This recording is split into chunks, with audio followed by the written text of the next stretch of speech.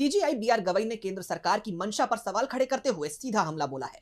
एक याचिका को सीजीआई की बेंच के बजाय दूसरी बेंच के पास भेजने को लेकर दाखिल की गई अर्जी पर सीजीआई की नाराजगी सामने आई है। उन्होंने साफ कहा कि सरकार मेरी बेंच से बचना चाहती है और ऐसा इसलिए क्योंकि मैं रिटायर होने वाला हूं। सीजीआई के इस सख्त रुख पर अब हर तरफ चर्चा होने लगी है। तो क्या है ये पूरा मामला, जानेंगे इस रिपोर्ट में। सीजीआई बीआर गवई ने एक मामले को लेकर केंद्र सरकार के प्रति नाराजगी जाहिर की, जिसकी अब हर तरफ चर्चा हो रही है। दरअसल सरकार ने ट्रिब्यूनल रिफॉर्म्स एक्ट से जुड़ी याचिकाओं को सीजीआई गवई की बेंच के बजाय 5 जजों की संविधान पीठ को भेजने की मांग करते हुए देर रात अचानक ही अर्जी दाखिल कर दी, जिसके बाद सीजीआई की प्रतिक्रिया सामने आई। बता दें कि सीजीआई गवई की अगुवाई वाली बेंच जिस मामले की सुनवाई कर रही थी, जो ट्रिब्यूनलों के सदस्यों की सेवा शर्तों को प्रभावित करता है। याचिकाकर्ताओं की दलीलें पूरी हो चुकी थी और अब सरकार को अपनी बात रखनी थी। ऐसे में ठीक अगली सुनवाई से पहले सरकार की तरफ से संविधान पीठ की मांग करने को सीजीआई गवई ने एक रणनीति और अदालत की प्रक्रिया से खिलवाड़ करार दिया है। उन्होंने नाराजगी जाहिर करते हुए साफ शब्दों में कहा कि हमें उम्मीद नहीं थी कि केंद्र सरकार इस तरह की रणनीति अपनाएगी और अदालत के साथ ऐसा खेल खेलेगी। ये चौंकाने वाली बात है कि याचिकाकर्ताओं की दलीलें पूरी होने के बाद सरकार अब 5 जजों की पीठ की मांग कर रही है। हम इस अर्जी को खारिज करते हैं और ये भी दर्ज करते हैं कि केंद्र सरकार ऐसा कदम सिर्फ इसलिए उठा रही है क्योंकि मैं जल्द ही रिटायर होने वाला हूं। उनका ये बयान सीधे तौर पर सरकार के इरादों पर सवाल खड़े करता है और ये संकेत देता है कि सरकार किसी खास जज या बेंच से फैसला नहीं चाहती थी। अटॉर्नी जनरल आर वेंकटरमणी ने सफाई देने की कोशिश की। उन्होंने कहा, मामले में संविधान की व्याख्या से जुड़े गंभीर सवाल हैं, इसलिए बड़ी पीठ को भेजना चाहिए।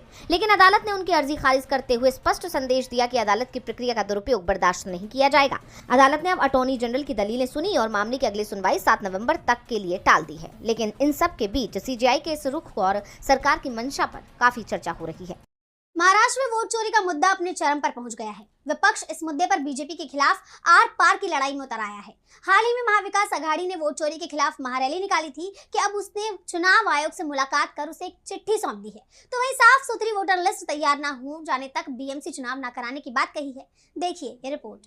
शिवसेना यूबीटी प्रमुख उद्धव ठाकरे ने वोट चोरी के गंभीर आरोप लगाते हुए राज्य चुनाव आयोग और केंद्रीय गृह मंत्री अमित शाह पर जोरदार प्रहार किया।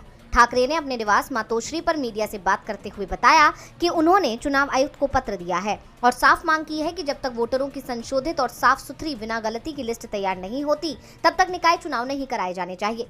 उन्होंने कहा, हमने चुनाव आयुक्त को पत्र दिया है कि इतना सारा गड़बड़ घोटाला उजागर होने के बाद त्रुटिपूर्ण मतदाता सूची पर यह इलेक्शन नहीं होना चाहिए। ये चुनाव आयोग की भ्रष्ट प्रैक्टिस है और वो किसकी नौकरी कर रहे हैं, ये अब धीरे धीरे उजागर हो रहा है। ठाकरे ने सरकार पर जेनजी से डरने का आरोप लगाते हुए पूछा कि 1 जुलाई के बाद मतदान का अधिकार पाने वाले युवा वोट क्यों नहीं डाल पाएंगे। उन्होंने कहा कि परसों एक विशाल मोर्चा निकला जिसमें संयुक्त महाराष्ट्र आंदोलन के बाद पहली बार लगभग सभी राजनीतिक दल महाराष्ट्र में एकजुट हुए और उन्होंने सरकार या चुनाव आयोग से जवाब मांगा। उन्होंने केंद्रीय गृह मंत्री अमित शाह को निशाना बनाते हुए अपने एनाकोंडा वाले बयान को दोहराया। ठाकरे ने कहा, शाह एंड कंपनी को लगता है कि शिवसेना खत्म हो गई है, असली एनाकोंडा सब कुछ निगल जाना चाहता है। उस एनाकोंडा का विरोध सिर्फ शिवसेना करती है, इसलिए उसे शिवसेना पसंद नहीं है। उद्धव ठाकरे ने चेतावनी दी कि उनकी पार्टी अब शाखाओं से मतदाता पहचान केंद्र शुरू कर रही है क्योंकि इस वक्त जो सो गया वो खत्म हो गया। ठाकरे सहित महाविकास आघाड़ी के इस हमले से बीजेपी और चुनाव आयोग पर दबाव बढ़ गया है और फिलहाल जिस तरीके से इस मुद्दे को विपक्ष ने उठाया हुआ है, उसको देखकर फिलहाल ये मामला थमता हुआ नहीं दिख रहा है।